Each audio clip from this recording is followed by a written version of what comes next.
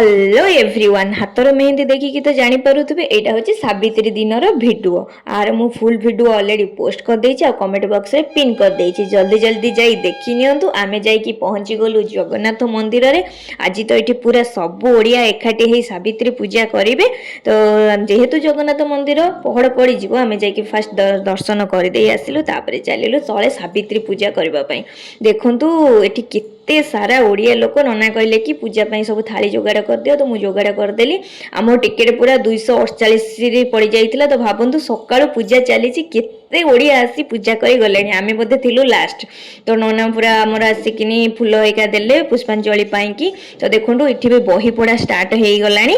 तो बही पढ़ा सरला परे आमे सिटी पुष्पांजलि देई पूजा सरे की सेठु बाहर की आसिलु। आसला परे आ कोन पतिदेवंकर टिके पूजा हैला से मते शंखा सिंदूर लगे देले और पानी भी पियाई देले। वीडियो भल लगी तो थैंक यू। पुणी देखा नेक्स्ट वीडियो रे।